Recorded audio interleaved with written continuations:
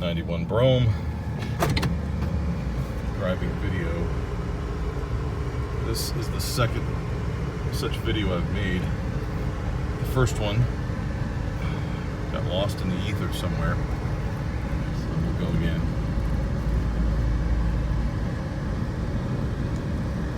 Of course, the Chevy fuel injected engine fires up cold, no problem at all. 5-liter.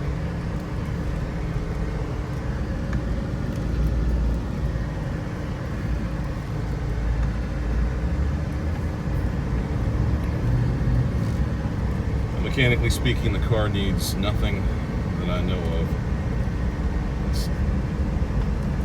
It starts right up, runs well, runs smooth, idles well. Thinking back to what's been done to it, this is when I had to solve a little bit of a mystery on when I first got it. The fellow I got it from, he put a set of fuel injectors in it, and he got a bad one out of the box, so I kind of chased that around a little bit. So that's why it has newer plug wires, spark plugs, distributor cap, things like that. And of course, that's always one of the trickiest things, is when you're chasing down something that you already replaced. So at the end of the day, it was the fuel injector on one side that was causing some rough running. As soon as we got that straight, of course, everything else was perfect. So acceleration's good.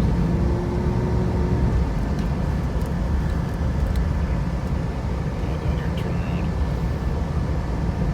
It handles nicely. The ride is excellent.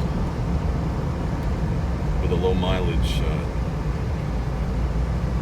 the front end is nice and tight, fresh feeling. There's no squeaks or rattles in this car. And that's the cool thing. If you really want to know how these cars, turn this air down just a little, you almost have to get a low mileage one to understand what they're supposed to be.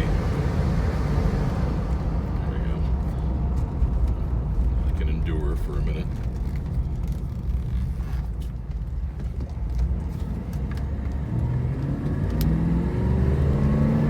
A lot of power. I mentioned it on one of the videos before. The 5-liter Chevy is no slouch.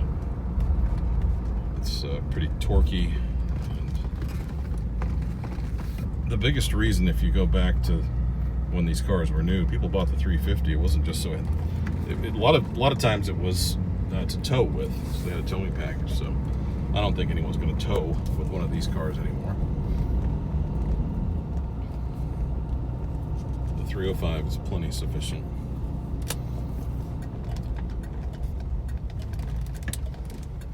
Brakes are good and tight.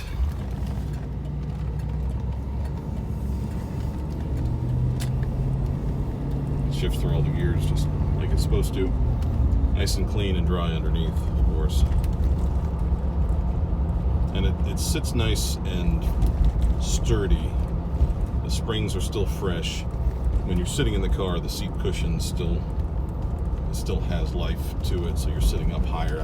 If you've had a lot of these cars, sometimes you can get into one that's been sort of squashed down. You can feel it, but this one's not like that at all.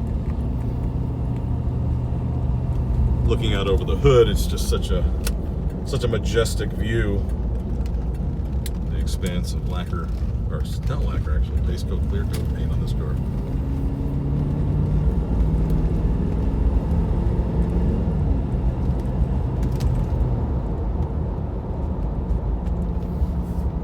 Air conditions nice and cold.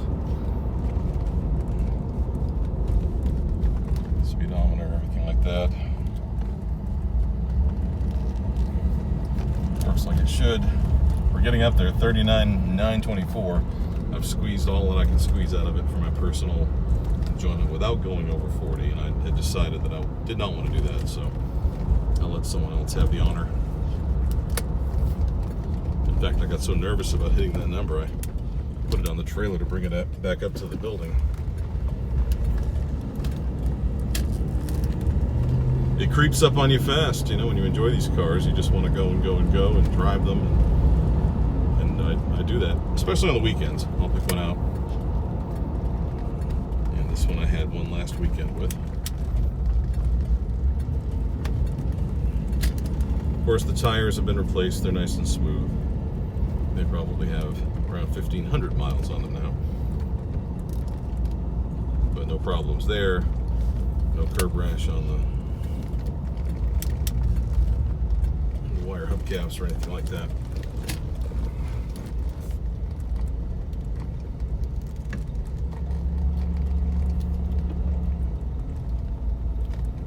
And I keep it in this secured facility here. Put it back in.